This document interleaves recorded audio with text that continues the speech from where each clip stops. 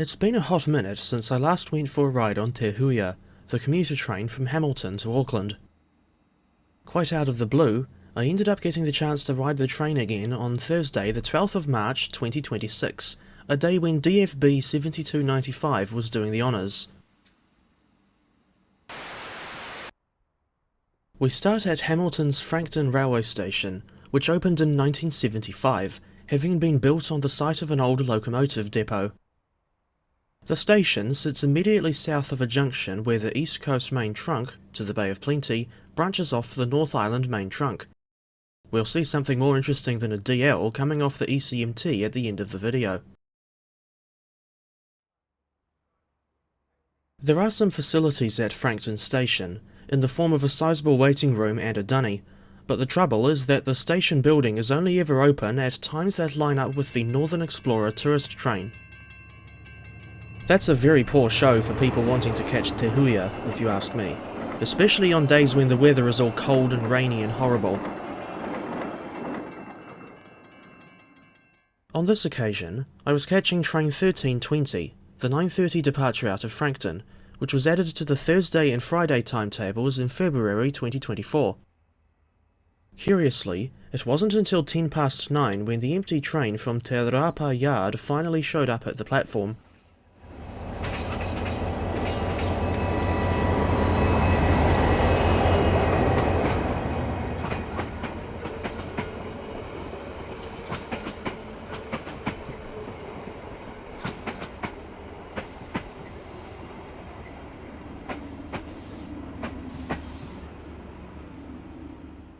The train consisted of cab car SRV 5893, cafe coach SRC 5889 and two regular SR coaches, numbers 6061 and 5847.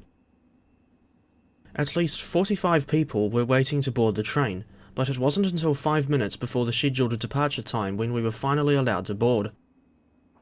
I noticed that part of SRV 5893 was looking a bit shabby, and that it could do with a touch-up. As for the train interior, it was in a much cleaner condition by comparison. Your mileage may vary, but personally, I've never had an issue with the choice of colour palettes for the SR coaches. Less than 5 minutes before Te Huia left, DCs 4260 and 4951 turned up on their way back from Waitoa, but they had to stop at a red signal because the road was already set for Te Huia to go in front. For whatever reason, the DCs went along the track serving the rarely used Platform 2 instead of using the main.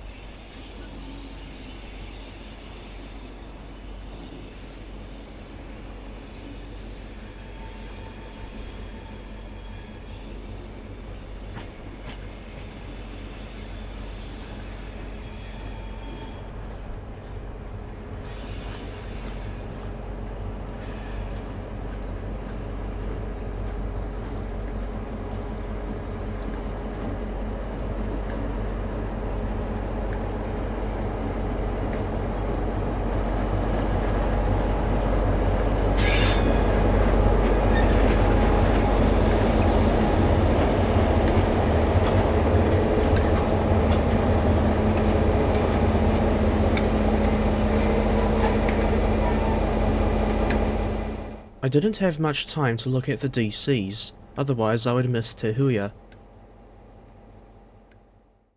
There were numerous empty bays of 4 seats plus table, which I prefer over the airline style seats, and I chose a bay of 4 in SR 5847, the coach that was closest to the locomotive.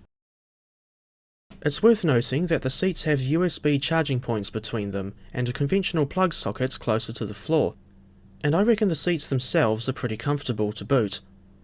If you ask me, they're a damn sight better than the horrible seats on modern UK trains, such as the Class 777 and Class 802.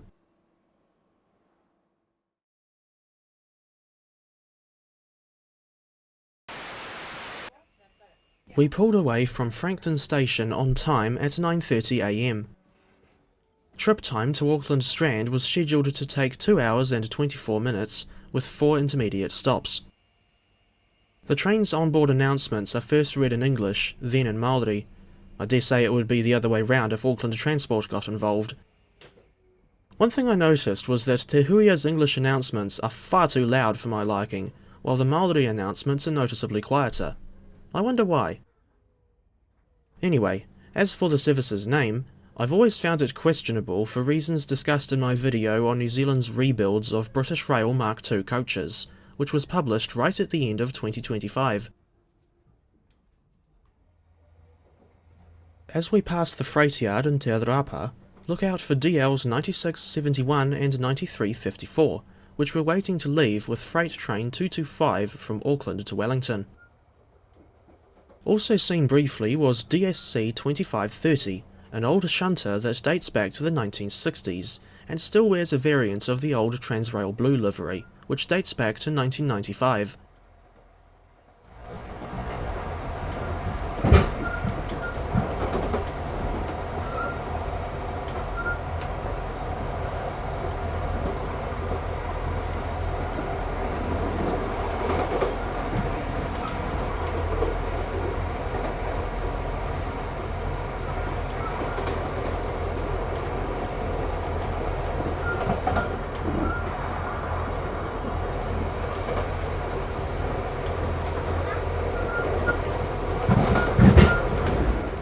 Our first stop was Rotokauri, a station that opened in 2021, having been built from scratch specifically for Te Huia. The station has connections to numerous bus routes, in addition to being located right next to a big shopping centre called The Base. I saw at least 10 people getting on the train at Rotokauri.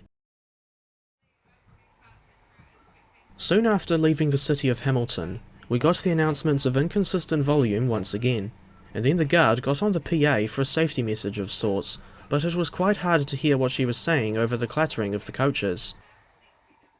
It's worth noting that each SR coach has a small toilet located at one end, while the SRC Cafe coach has a larger disabled access toilet.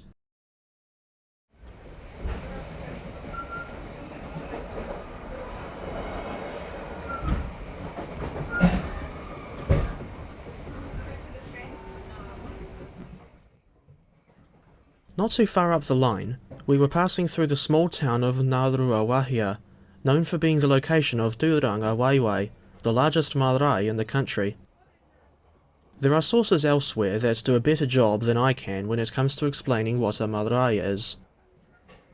Near the northern end of the town, we crossed the railway bridge that was notorious for being used as a diving board of sorts by local youths, and there's a level crossing just north of the bridge.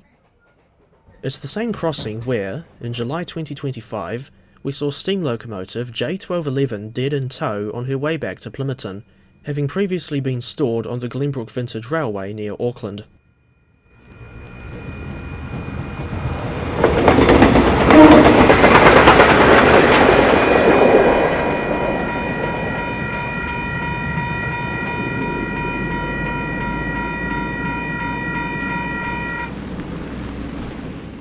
Te Huia's next stop is Huntly, a town on both sides of the Waikato River with a population of at least 8,232 people, as of 2023.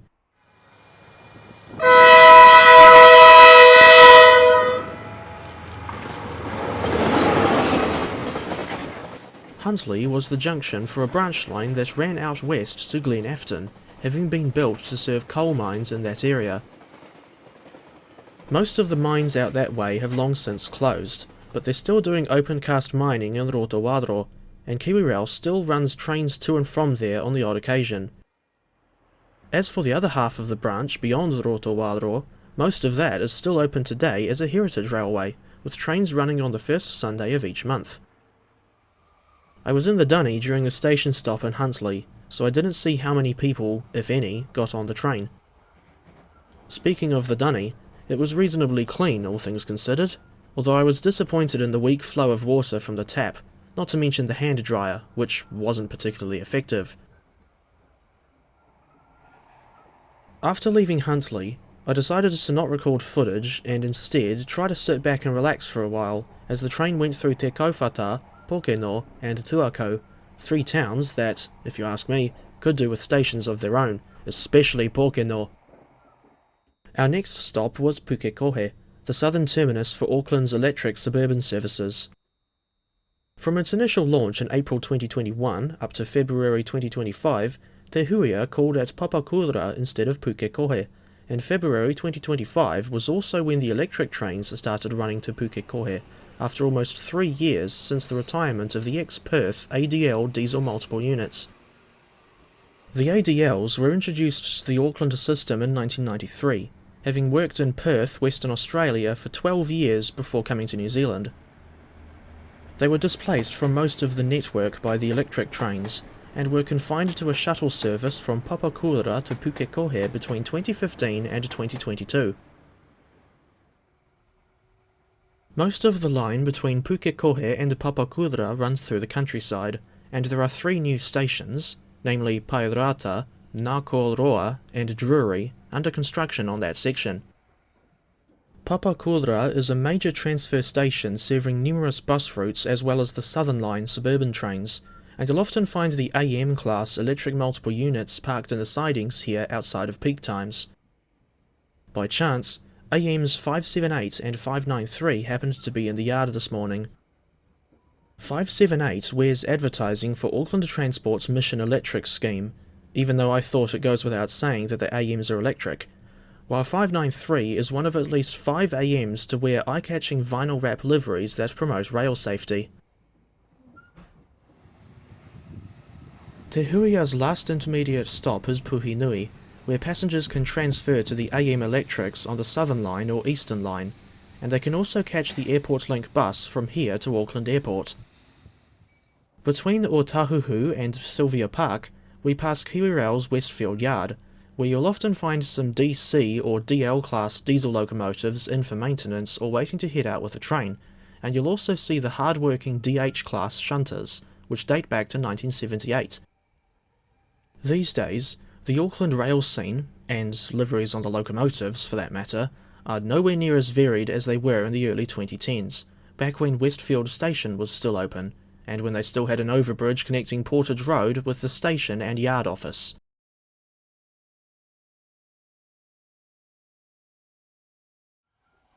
The last section of our journey sees us running along the picturesque Eastern Line through Meadowbank and Orake.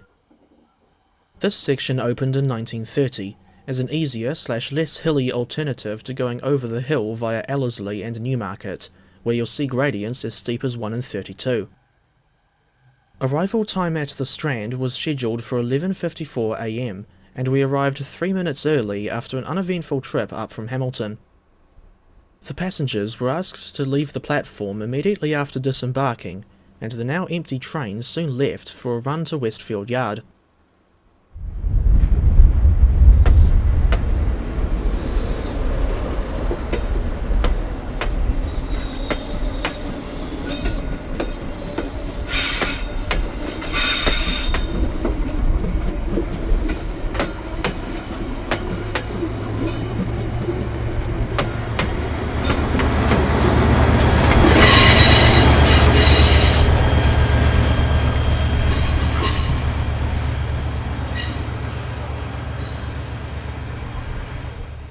As for local public transport connections, the Strand is also served by buses on Route 755, which runs through to Commerce Street, near Britomart railway station in the CBD. Unfortunately, the 755 is only half-hourly, and I reckon its schedule ought to line up better with the Hamilton train, or as I think it should have been called, the Waikato connection. The return service to Hamilton wasn't going to leave until 3:25 PM, so I filled in time by going trackside and filming the AM electrics. I was looking for the brand new AMs that were built in Mexico between 2024 and 2026, ahead of the City Rail Link's opening. Luckily, I managed to film 3 Mexican-built AMs this time around, while most of the older AMs I saw, and travelled on, were older Spanish-built units that I had already seen.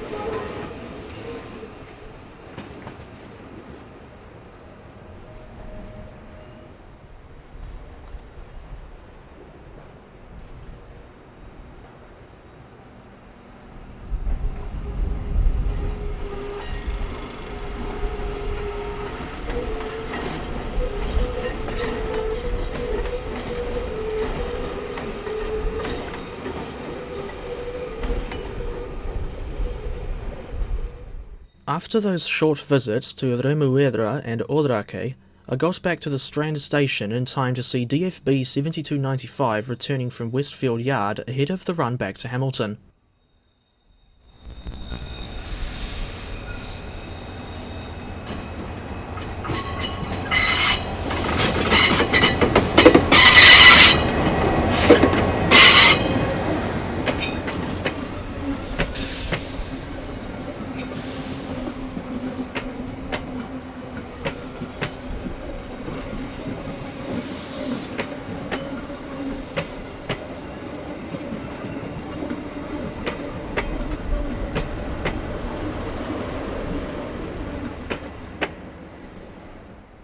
DFB 7295 left the station right on time at 3:25, albeit with only 39 passengers aboard.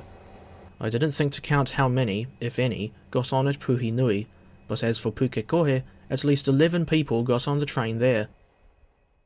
On the way back to Hamilton, I passed the time by reading some books from the Railway series, more specifically, the first 4 books in order.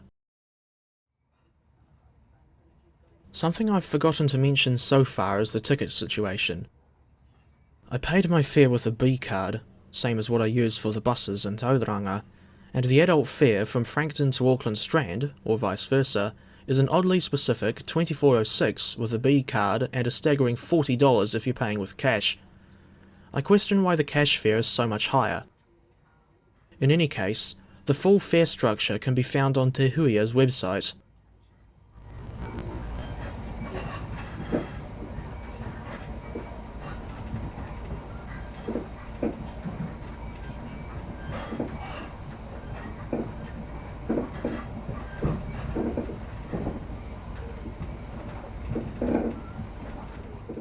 Ride quality on board the SR coaches is reasonably smooth, but they have a tendency to lurch and sway, so it can be hard to keep your balance as you're walking through the train. I speak from experience on the morning run, when I went to get a toasted sandwich and biscuit from the SRC cafe coach. While walking back to my seat, I noticed that one of the passengers had a Trader Joe's bag, of all things, and that reminded me of when Brett Cooper would talk in her videos about working at Trader Joe's. That was in the days before she became a YouTuber.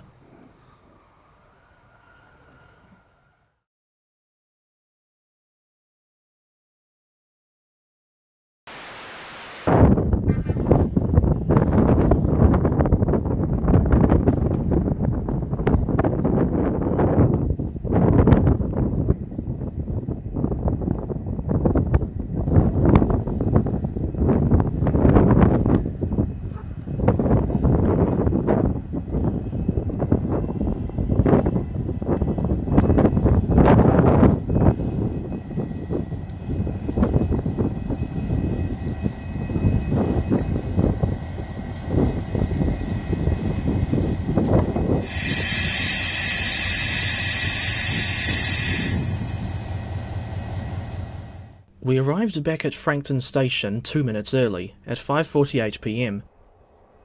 In closing, I was happy with the service offered on Te Huia. The coach interiors are clean and pleasant, the seats are comfortable, the DFB diesel locomotive sounds pretty good when she's under power, the staff are friendly and helpful, and it's nice to sit back and watch the scenery flash past while someone else does the driving. I really hope that the train keeps running as a permanent service past the end of its trial period in 2027. I can't believe it's not already a permanent service.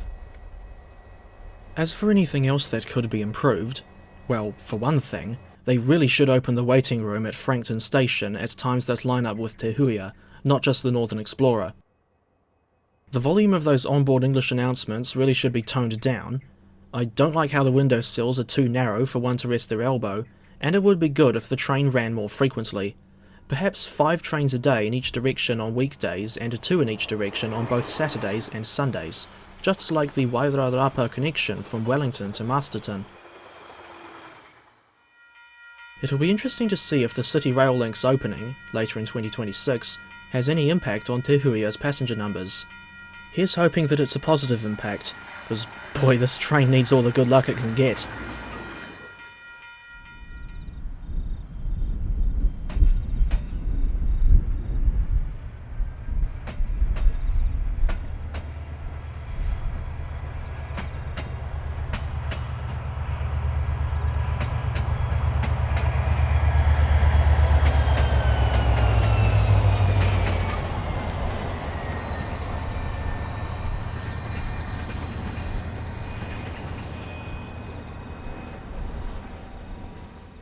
As a bonus, to close out the video, here is the insanely precisely timed meet of the M52J shunt and a train 234 at Frankton station.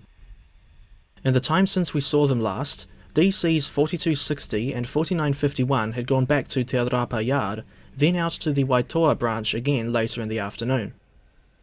I was quite surprised to see the old shunter DSC 2244 dead in tow, as she's normally based at the Waitoa dairy factory and rarely seen by rail fans.